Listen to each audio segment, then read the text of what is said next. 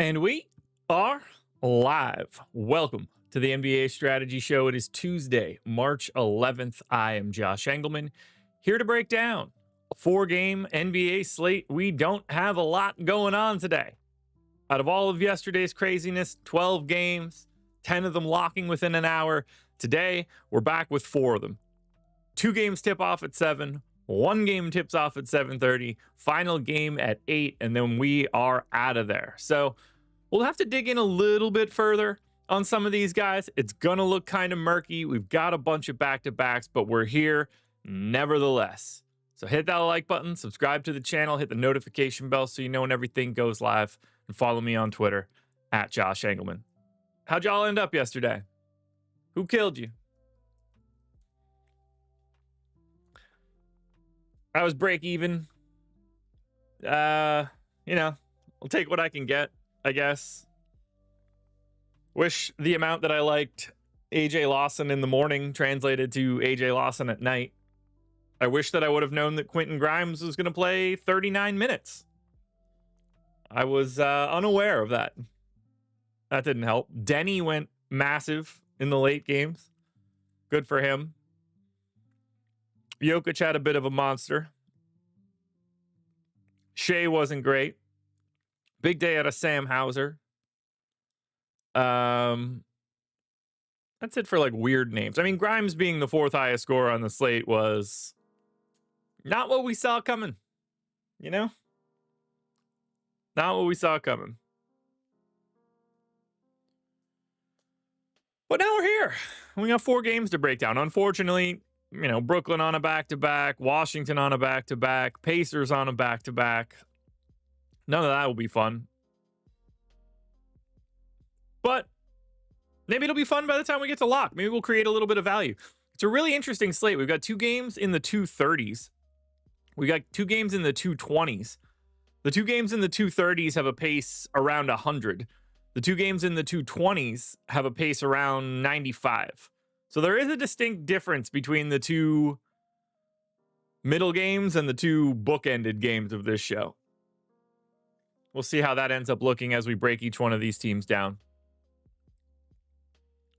But man, that was gnarly. That was gnarly. AJ Lawson stung. I would have liked that. And then he just wasn't named the starter. And got off of him. And that sucks. Oh, well. Oh, well. That's what we're here for now. Let's break it all down, guys. Reminder, hit that like button if you haven't done it yet. We'll get it started here with the Brooklyn Nets. 18.5-point underdogs in Cleveland. 226 total. Yeah, Luka really could not score yesterday. He was incapable of making a bucket, Brandon. 18.5 points. This is a big line. Now, we don't know who is going to be playing officially for the Brooklyn Nets. I think we can make some mild assumptions to start the day. Obviously, it doesn't matter if we're right or wrong right now. We're going to get this information one way or the other. My assumption is that Cam Thomas will be playing today. My assumption is that Trendon Watford will be playing today. But my other assumption is that D'Angelo Russell will not be playing today. Now, if that ends up being a little different later today, so be it. For now, that's the approach that I'm going with. For the most part, Russell had been missing back-to-backs. He did play one mildly recently. It did not go well for him. So my guess is that he's going to sit this one out. We don't know that for sure. We'll find out later. And we might find out that Cam Johnson's out or Nick Claxton's out or something else. But for now, we're just going to go with this hypothetical. And boy, oh boy, does that make Brooklyn difficult to look at, because clearly we're paying attention to everybody on a slate like this. But on the first run of ownership, we get 20% to Claxton, 20% to Zaire Williams, and then basically 10 for Cam Johnson. Cam Thomas is at like 15. Keon Johnson, Tyrese Martin, and Trendon Watford are all around 10. And you can kind of see the same thing coming out of the optimal scores. 103% optimal total for Brooklyn, 110 for the ownership. So like we're a little bit less optimal on Cam Johnson, a little bit more on Claxton, spot on Cam Thomas, little bit under on Zaire, little bit under on Keon, but over on Martin, over on Watford. I mean, I think the easiest thing to say about Brooklyn is that no individual player from Brooklyn stands out more than anybody else. Like, if we take this as gospel, Nick Claxton's 13th, Trendon Watford 16th, Cam Thomas is 17th, even Tyrese Martin at 26th. Like, separating all those guys starts to become really difficult. Claxton and Trendon Watford are the highest value guys. That's not a surprise. Bigs are always going to be, on average, better point per dollar plays than guards. But like, if I'm looking at this and I look at Brooklyn, I don't see a name where I want to tell you guys like that's the one I like, or vice versa. That's the one I don't like. It's so flat and it's so similar across the board that I don't really think that anybody stands out in a crazy way.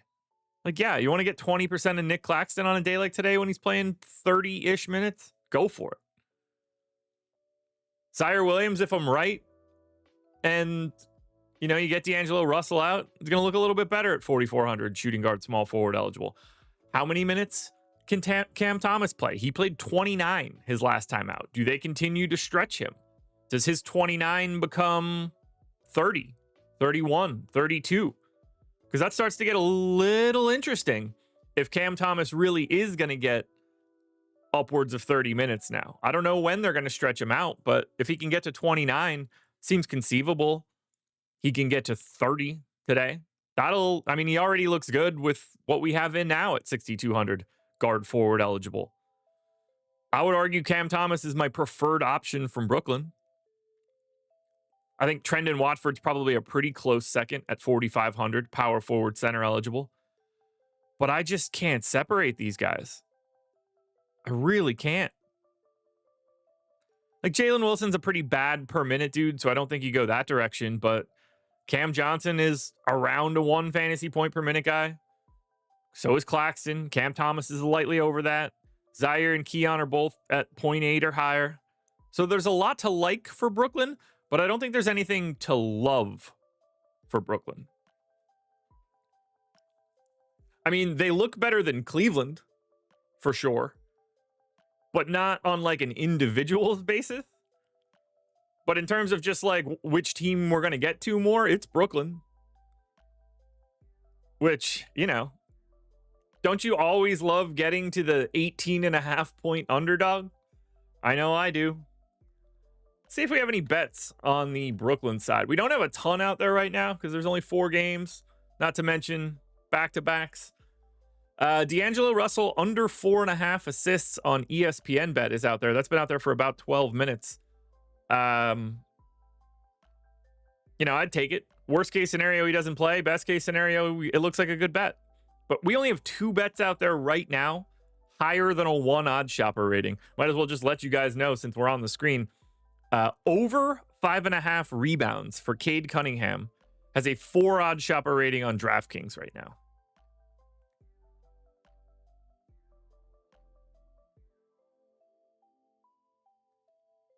Now let's look at Cleveland. Now, Cleveland has an injury report. There's nobody on it. And these guys are like the Nets, but slightly less appealing. Hardly any ownership coming in to Donovan Mitchell, Evan Mobley, Allen, Strus. They're in that 5 to 10% range. Ty Jerome got to 10%. Darius Garland got a little over 10% at 7,100. I think Garland pretty clearly looks the best just because of his price tag. 1.2 fantasy points per minute, 7,100, point guard only. Ends up ranking 11th, though. So think about that. 4-game slate, didn't have anybody get into the top 10. So that kind of stands out to me a bit. But I like Garland the most here. He's our most optimal. He's our biggest boom, the highest ranked guy coming out of the boom bust tool. But at 14% ownership, you know, he's going to be 15 to 20% owned. I think it's normal to want to get 5 to 10% of Mitchell or Mobley. Allen's kind of sneaky, depending on whether or not they're going to close with him. They have been dipping their toe into the DeAndre Hunter water. He's not getting any ownership at 5,400, which doesn't shock me. You know, Ty Jerome's fine at 4,700. It's a little scary when these guys are at full strength. They have 10 legitimate bodies for today. So I find Cleveland very difficult to prioritize. I do like Garland. And clearly, you know, getting to Mitchell, Mobley, Allen, Strus, Jerome, totally fine. I don't think one of those guys stand out. What about you guys? When you guys look at Cleveland, do you have someone that jumps out at you? Because this game environment's kind of tough. Especially at this point in the season, especially with this Cleveland team, who's already shown us that, you know, they have no problem taking their foot off the gas. They do it basically every night because they destroy everybody. But I don't know, like nothing specific. Mobley and Allen. Oof. I mean, I would have a real hard time taking them together. A lot. That's for sure. Allen with the net shooting, more rebounds available. I could see that.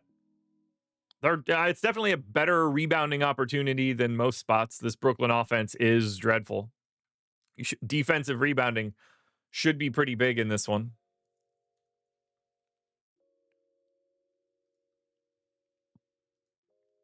Let's see. Cleveland. Oh, wow. Oh, I sorted that the wrong way. No, I sorted that the right way. Damn. Interesting. So Cleveland, I assumed Cleveland would be a much better rebounding team, and they're not. They must be great in transition. Huh, weird. I like that shout out, though, for sure.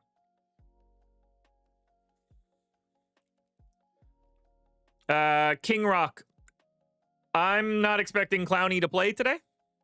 So keep an eye on that one. But I would not expect him to be playing today. Could be, but you never know.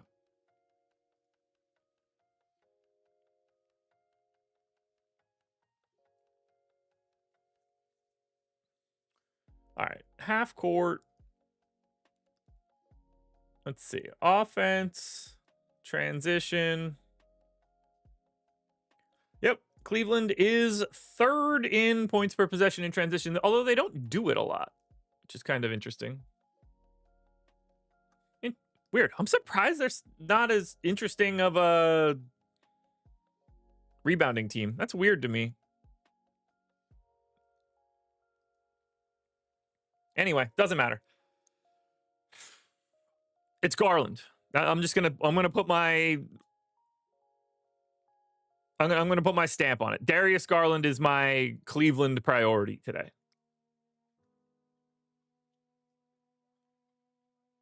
I'll go Garland 1, Allen 2. But I think there's some real downside on Jared Allen today. He could play 24 minutes and that would not shock me. Tristan Thompson closes in a blowout or something. That would seem normal.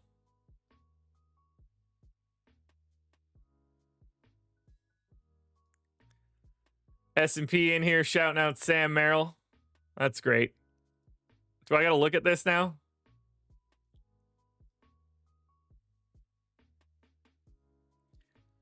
Merrill, 3,300. I don't know, man. That's still probably pretty thin. I don't think he'll ever get that minutes projection unless they get a new injury report, though. Any new bets?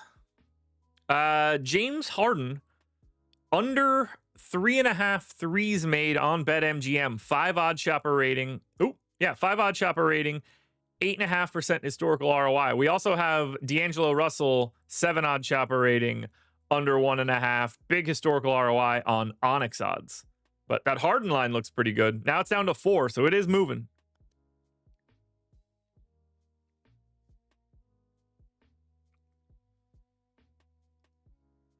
Yeah, Coach Chris, that's not true.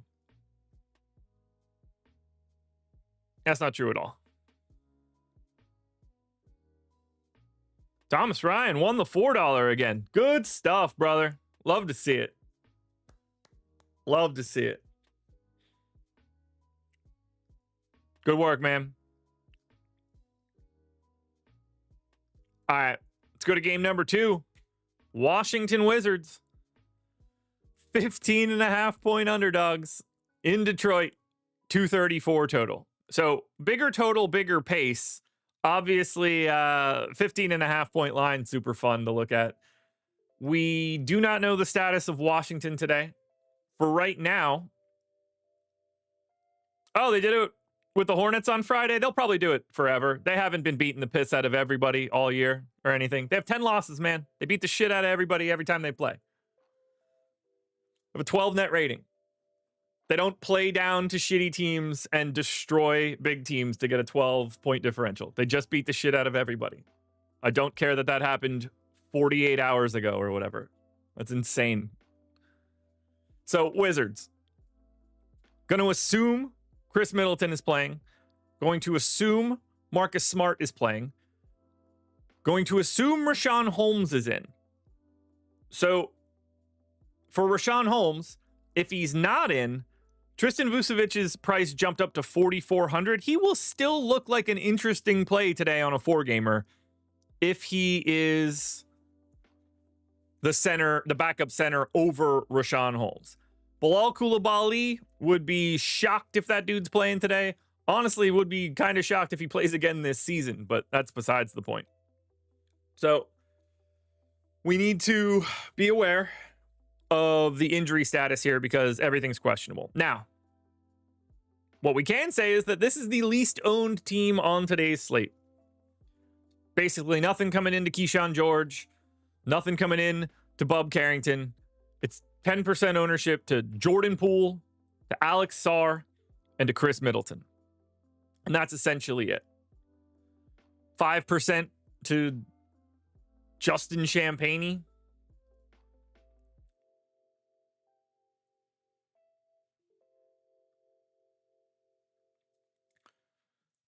So, makes it tough because they definitely look worse than the Brooklyn side does against Cleveland, which is surprising, but nevertheless true. And a lot of that just has to do with the fact that Middleton and Smart are in. And it just kind of eats a chunk of minutes that aren't all that interesting. Because you're biting out 25 minutes for Middleton, and he's like just a guy. Smart's getting, 18 to 20. He's just a guy. So you have to look at this one slightly different. I mean, is Poole okay at 7,500? Sure. Is he a priority? No. The highest ranked guy in this game for Washington is Middleton at 22nd. Again, there's only 8 teams today. So, maybe injury news breaks a little bit different. Somebody else sits. Maybe Poole sits the back-to-back. We have no idea. So it's possible Washington frees up some value when they release their injury report. Because, if we get 20 minutes out of Tristan Vucevic at 1.1 fantasy points per minute, 5x value is, pretty damn good for this. Yeah, S&P. They played 35 minutes or 55 minutes together yesterday, total. So, like you said, something to keep an eye on. I'm not totally surprised by it because it didn't come at the expense of anything. They were playing Sarr at the 4 earlier in the year. In theory, they can do that again at this point. So, it's not terribly shocking when Holmes is out that they do that. They really just hate Anthony Gill. I know he got in yesterday, but they don't really like that dude. Hell, JT Thor got dusted off yesterday, too. So, yeah, it's Middleton's fine. Champagnie's fine. Sarr's fine. Poole's fine. The interesting stuff will just be who's eligible. I don't imagine. I saw Jake mention the 23 minutes of AJ Johnson yesterday. I don't imagine that matters today with Middleton and Smart back. If like Middleton and Smart were still out, then I think we start having that conversation about AJ Johnson. But with those guys back, it sort of just takes up all of the minutes that would have been there anyway. Do you guys like anything specific from Washington?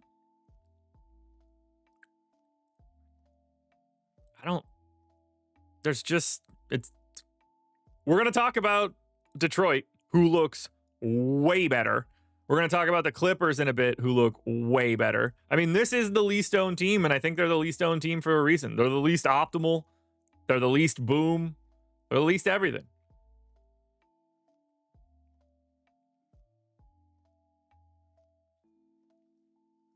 Any new bets? Chris Dunn, under 15.5 PRA, 5 OddsShopper rating on Fanatics. That's been out there for about 2 minutes. If that's something you want to take. 3% historical ROI. Still got a couple 2s out there, and it's gone. Down to a 2 OddsShopper rating on Chris Dunn on FanDuel. 2 under 17.5 PRA on Brooke Lopez is also out there. You guys can sign up and get the Portfolio EV tool right now, if you want to, by clicking the link in the description. Now, you can sign up for any one of our affiliates if you're eligible to do so and you haven't done it before. Whether you want to get a month of our Sims on the DFS side or a month of Portfolio EV, you can do that. And you can get more than 1 month. These things will stack up. You want to grab a couple pick'em sites and a couple sports books, you can grab 4 months of Portfolio EV and 4 months of the Sims if you want to do that. It's an incredible deal, whether it's projections and ownership and Sims and Discord on the DFS side, whether it's OddsShopper ratings and Portfolio EV scores and odds boost calculators, parlay builders, mass bets, notifications on your phone, Discord as well. If you want to get in for that, you can do it for the Portfolio EV tool. The links are in the description. Let's go to Detroit. As of right now, the second most popular team on the slate. And the most interesting part about Detroit is that we don't really have anything to talk about. Like, everybody is in standard rotations. We're getting 4 Pistons in the top 10. Probably has something to do with the fact that they get to face the Wizards. Just in case anybody forgot, the Wizards suck. Washington Wizards are the 4th fastest team in the league. Pistons are 11th. This is an amazing spot. An absolutely amazing spot for Detroit. And we're going to lead that off with the guy that's currently pulling the most ownership. Highest optimal. That's Jalen Duren. 6,600. Center only. Love the spot. Love the spot for Jalen Duren. You always hope it's one of those games where he doesn't get into foul trouble or anything like that, but 1.3 fantasy points per minute here. He should be massive on the boards. The strength difference is huge if he's up against Alex Sarr. Love the idea of getting to Duren. Looks like a big time priority to me. Now, we don't stop there. Tobias Harris, 5,700. He missed a couple games. Now he's back. 27% owned, coming out 5th in the boom bust tool. Played 36 and 37 minutes in his last 2. Don't have him in for something like that at all. He looks awesome. Second best guy on the Pistons right now. Big optimal, big boom. The salary, the position, it all looks good. Then you get to Cade, 10,200, 20% owned, ranks 9th. Looks awesome. Should carve up Washington with very little problems. 20% optimal, 30% boom. You need 60, or at least you're looking for 60. I don't have a problem with that in this matchup at all. Give me Cade. Totally cool with it. Dennis Schroeder is the true problem here. 4,400. Point guard, shooting guard eligible. Little over a fantasy point per minute guy in this spot, but price, MPE, matchup, not exactly a massive minutes projection. Schroeder in the last 2 games, 25 and 24 minutes. Only have him in for 21.5 right now. You can make a real case that he's the easiest Piston to get to. So I want a lot of Schroeder, a lot of Cade, a lot of Tobias, a lot of Jalen Duren. Then you get into the rest of these guys. 15% ownership coming into Malik Beasley. I think he's properly owned at 5,400. 18% ownership coming into a $3,200 center-only beef stew. Little scary if you get one of those days where he plays 17 minutes, but it makes a lot of sense in this matchup, that's for sure. And 20% optimal, 20% chance at 26 fantasy points, ends up ranking 14th. Totally deserves the ownership. And then you get a Sar Thompson, 5,500, small forward, power forward eligible. Probably a little overpriced right now. He's a much different player when he's going to get those minutes when Tobias Harris isn't in. In this case, it's 10% owned, and that's about right.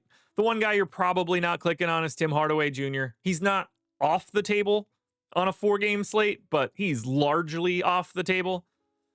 Either way, 4 guys in the top 10, 5 guys in the top 14, 7 in the top 25. There's a lot of ownership coming into the Pistons, and I think they deserve every bit of it. Second highest optimal team, but essentially tied for first. Highest boom team on the slate. Essentially the tied for the top spot in ownership with the Clippers. There's really not a bad thing to get to from Detroit of all the guys that play real minutes. Who do you guys see as your number 1 Piston? Is it Duren for you? Is it just Cade for a pay-up? So we got a bunch of other pay-ups to talk about so far.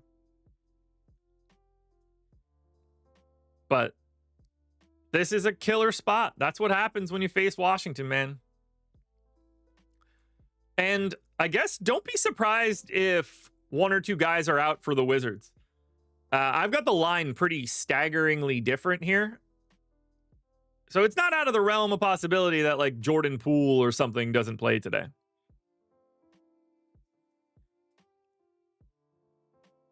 Cade for the pay up. Duren, Stack. Yeah, that sounds about right.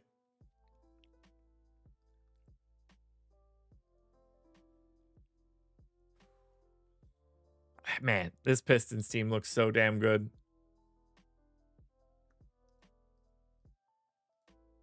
But I guess that's just what happens when you have this kind of matchup. Oh, wow. I would have assumed the Wizards gave up more threes, but they don't. They gave up a lot of corner threes, but they don't give up above the break threes. Interesting.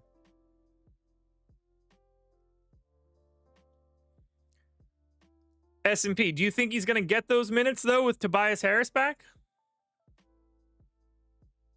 Who are they coming at the expense of? Like, I like the idea in GPPs of, him having a little bit more of a ceiling, but when they're at full strength, I don't know where the minutes go. Like, they're not cutting the rotation, or at least it doesn't seem like they are. I just don't think he has those minutes. I mean, maybe he does.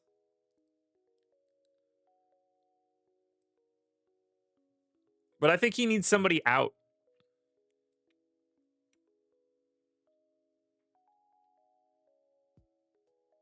Well, don't worry, John. Ron Holland will start losing his minutes once they get to the playoffs.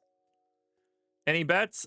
Just that Chris Dunn play again. Back up there under 15.5 PRA on Fanatics. If you guys want to grab that.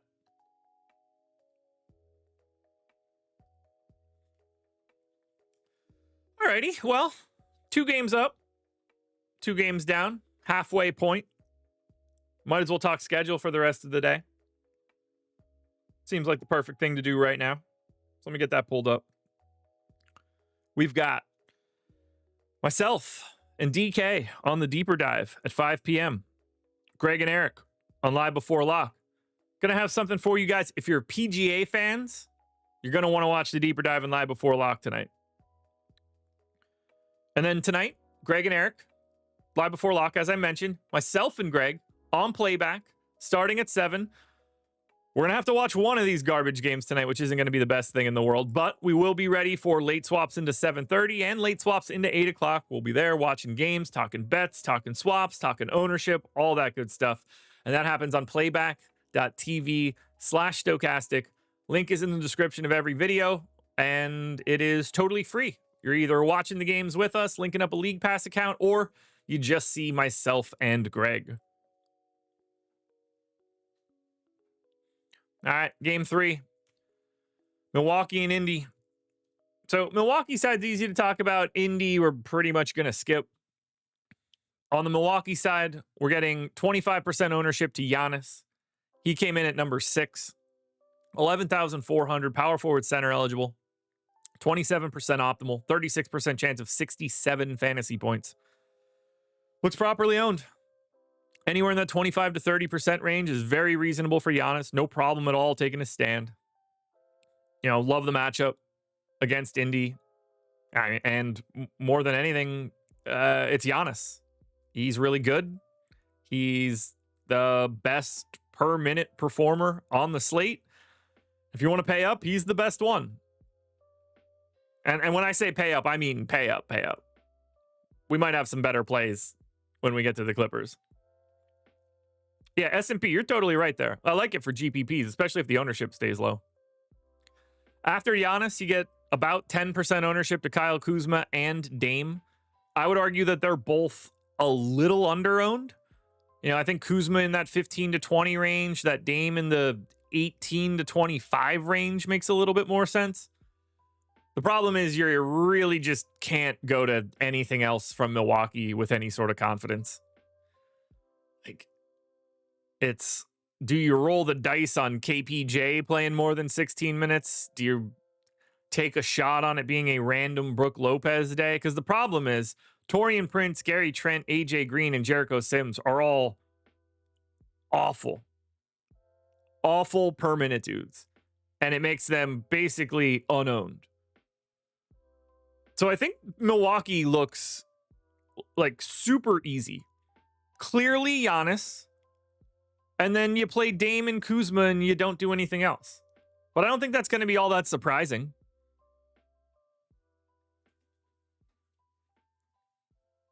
There's not much here that's interesting.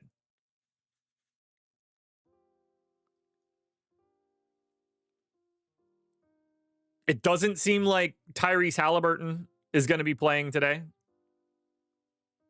Given the fact that Milwaukee's the favorites in Indy. So we'll see there. But yeah, Giannis, Dame, Kuzma, and then you're probably just walking away from it unless you're playing 150. Otherwise, there's not a confident name in that list. I don't even really have anything else to say. I don't think saying play Giannis or Dame deserves a breakdown in any way. James Harden under 1.5 steals on BetMGM as a 4 OddsShopper rating and a 31% historical ROI. Just in case you guys want to bet against steals. And it's gone. Feels like the crypto episode of South Park. So yeah. Giannis, Dame, Kuzma. And then that'll do it. I can't imagine you guys are looking at the Bucks thinking you want to get to anything else, right?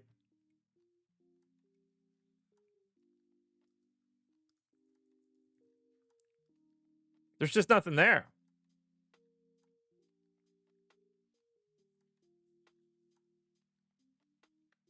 You mean this awful? S&P. Here's the trade right here. Worse.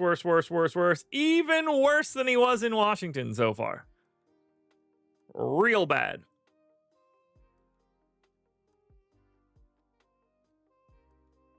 He's only had 2 games legitimately above 0 in game EPM. That's gross.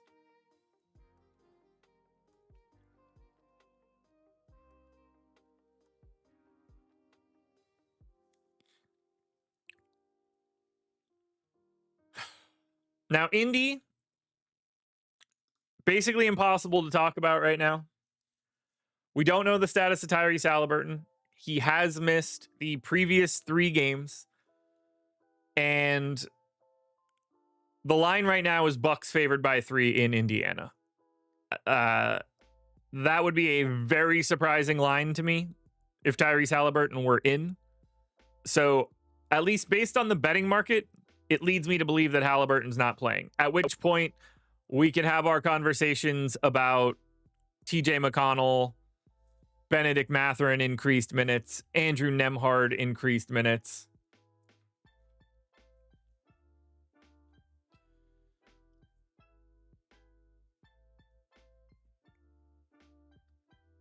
So, I don't know. Hard to talk about right now. I guess we can say that there's massive ownership coming into Benedict Mathurin, which tends to make it seem like, he's getting a bump around the board. He seems like he's going to be the guy that gets the biggest benefit. Not surprising either. Extra minutes, 4,900, small forward eligibility. That's going to look damn good on a day like today. So that's where we stand for Indy. We need the Halliburton news. We know how to play Miles Turner and Pascal Siakam. We know if Halliburton's out, Nembhard gets a bump, Nesmith gets a bump, Mathurin gets a bump. Then you could play TJ McConnell a bit, especially on a 4-gamer. But I don't know. Hard to break it. Like, if he's in, that Mathurin ownership is going to go away. That's for sure.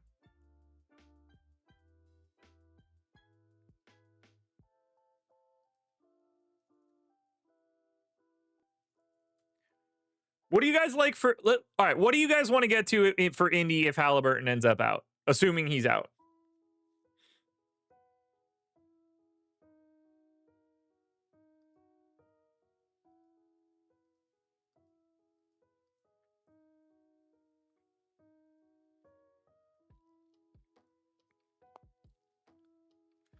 Yeah, I thought Kuzma could have looked a little bit better in Milwaukee too. Just one of those, like, it's obviously hard to be motivated in Washington, so then you start doing real stuff again type thing.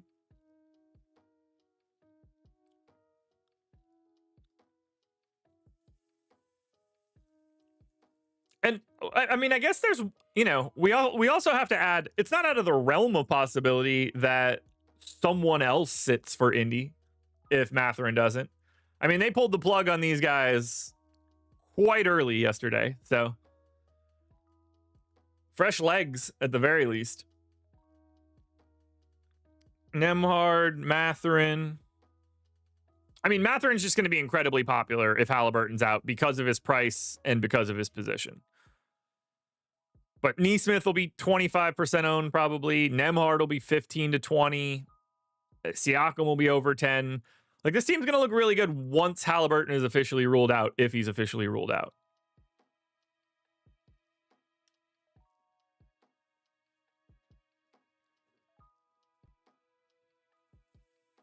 But we need the news. We need the news. And it seems like he's not playing. That's the best that I can do. 7:30 start, though. This might be something we're late swapping. So that would be why you guys want to be watching playback.tv/Stokastic, baby. Because that is the way that you would be able to check this out. Let's get to the final game of the day. This is the most owned team of the day.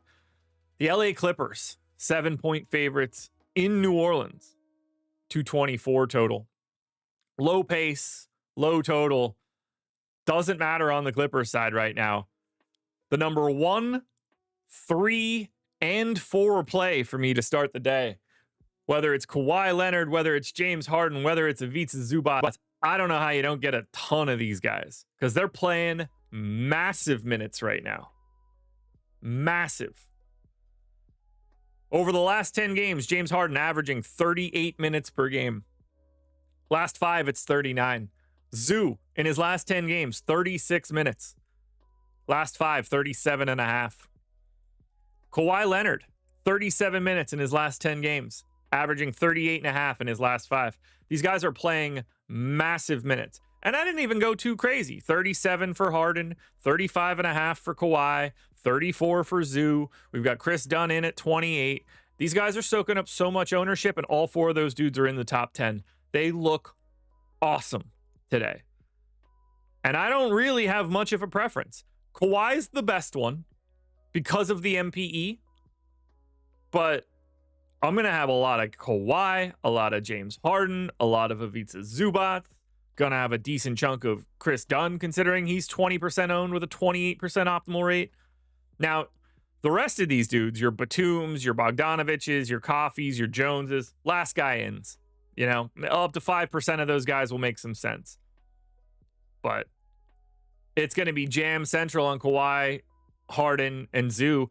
Not to mention, that makes me feel a lot better if I have to do any late swaps before Milwaukee and Indy, because at least I'll have some positions to move around. So I'm very happy to be all over this one. If I'm ranking these guys, it's Kawhi, then Harden, then Zoo, and then done. But the two best centers today are clearly Zoo and Jalen Duren. That's not even close. But these are high-level priorities for today's slate. Who's your priority, chat? Who's your priority?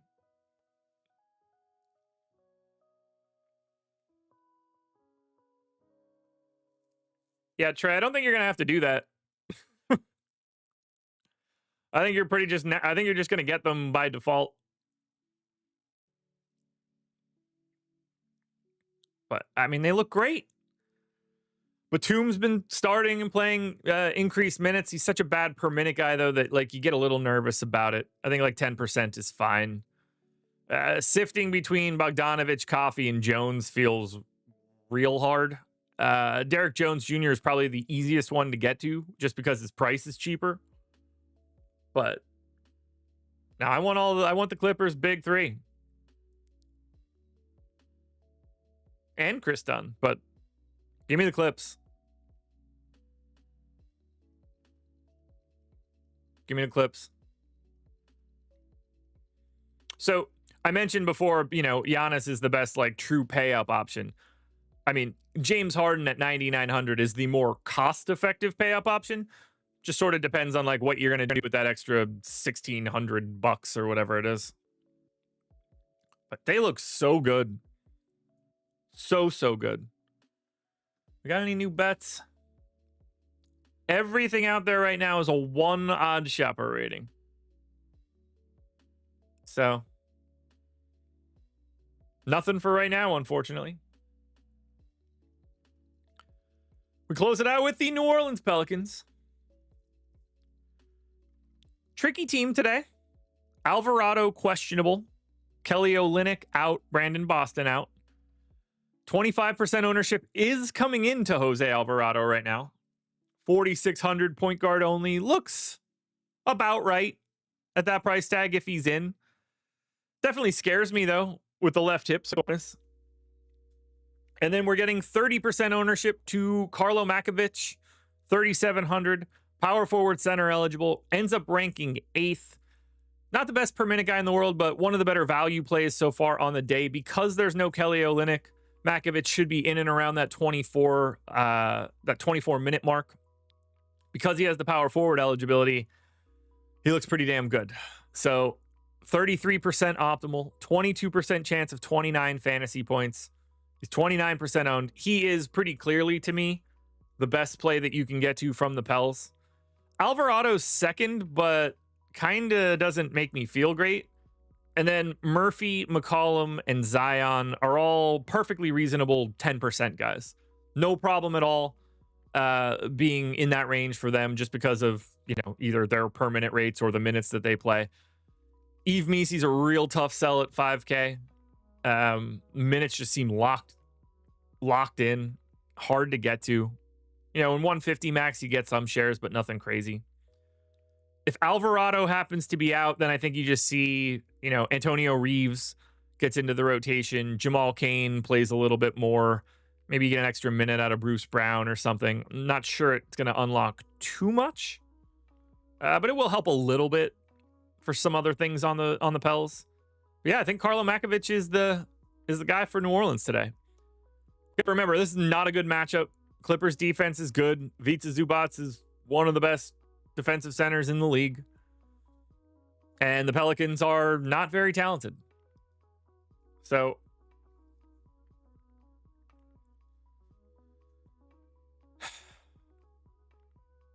I wish I had more to say about like Murphy or McCollum or Zion. It's just not there. It's just not there. But the Alvarado news will be big. So what we need to do right now, since there's only 4 games, I think you guys can probably guess. Let's build a lineup or two. Let's see what we got here. in the single lineup simulator for today. Let's go large contest. Let's go 35%. Let's remove opponent so things look easier.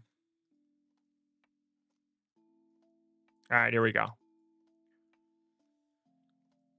I'm going to start it off with beef stew. And then I'll get Carlo Makovic.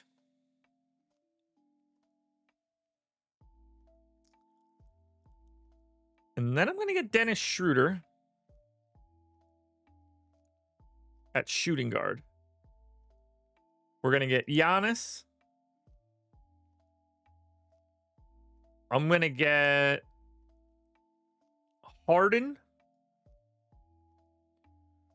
Small forward, guard, utility, 5,800 per person. Okay. So Asar would be the answer in this case, but let's try it. Let's try Asar. Let's try. Ooh, can't do that. Ooh, that would leave me 48. If I take Garland, what's the best utility guy I can get? I can get Chris Dunn at that point.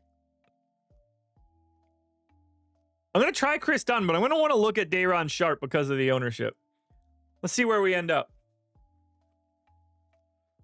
Lineup numero uno for the lineup czar. Show me the goods.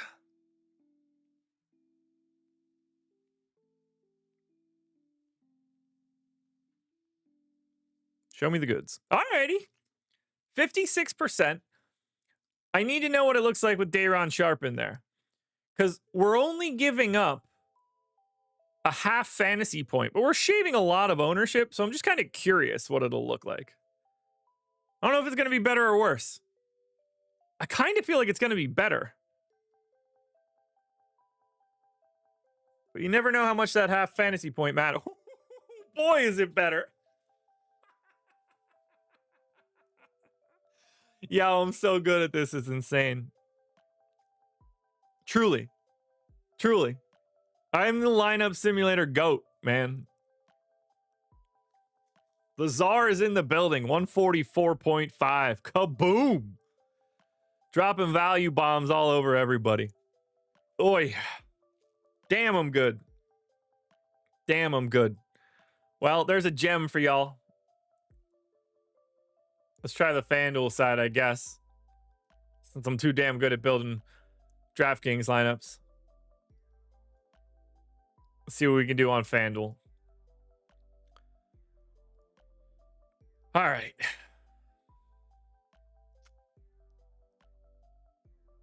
Trendon Watford's going in at power forward.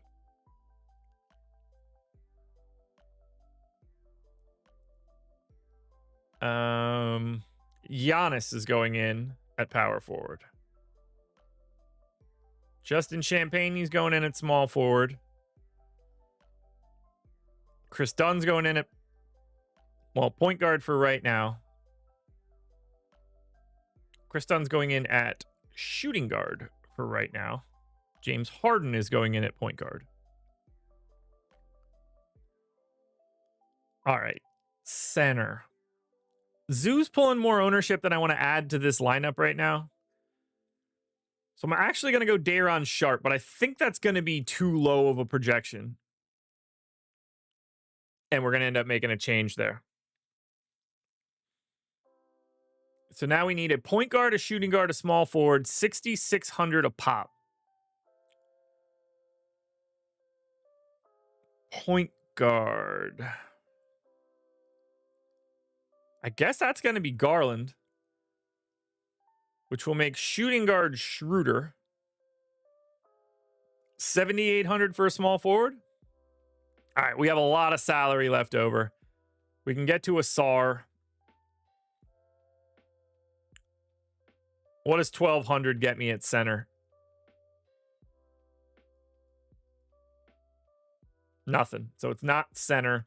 It's probably Watford in that case. What does 5,600 get me at power forward? No, I keep Watford, oddly enough.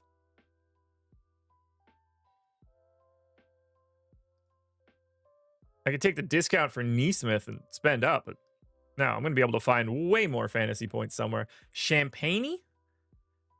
What does 5,900 get me at small forward? Keyshawn George. So it gets me an extra 1.5 and an ownership discount. Keep Champagne. Maybe it's Garland. 8,500 get me a different point guard? No. 6,200 get me a different shooting guard? I guess.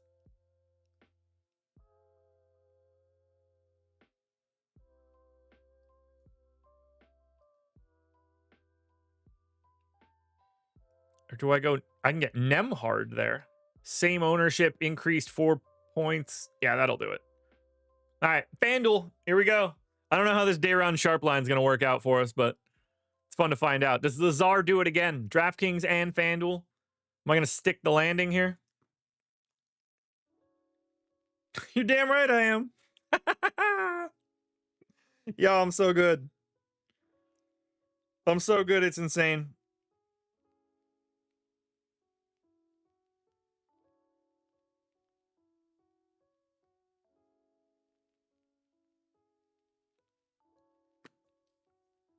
$96.2. James Harden, Darius Garland, Chris Dunn, Andrew Nemhard, Justin Champagne, Asar Thompson, Trendon Watford, Giannis, and Dayron Sharp. Boom. 200 spots. Yo, can we talk about how much I nailed it today? Because I nailed it today.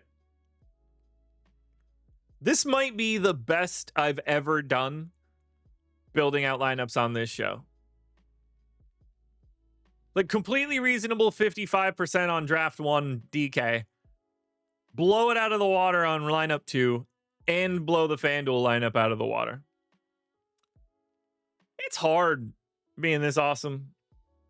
We got any more bets out there? Because we've touched about everything we can on this slate. Yeah, we do, actually. 4 OddsShopper rating under 11.5 points on Ty Jerome. 4 OddsShopper rating under 13.5 points on DeAndre Hunter. 3 OddsShopper rating on that Chris Dunn PRA. 3 OddsShopper rating under 1.5 threes for Aaron Neesmith. 3 OddsShopper rating for under 27.5 points for Cade Cunningham.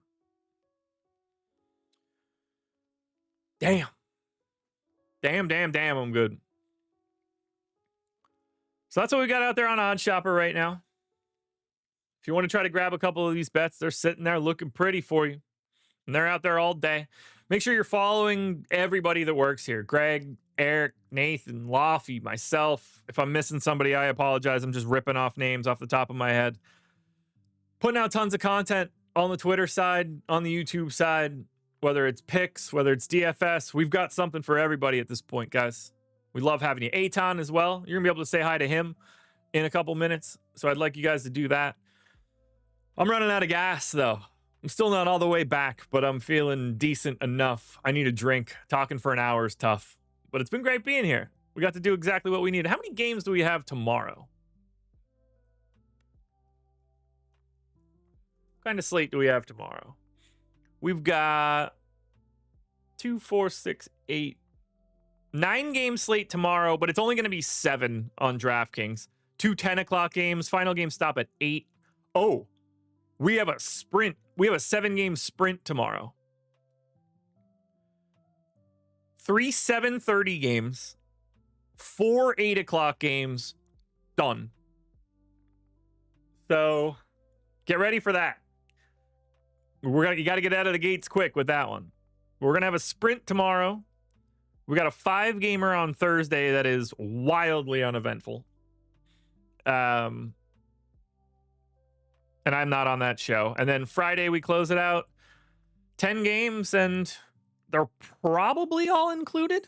But if it's not, they're going to drop that down to 7, I would guess.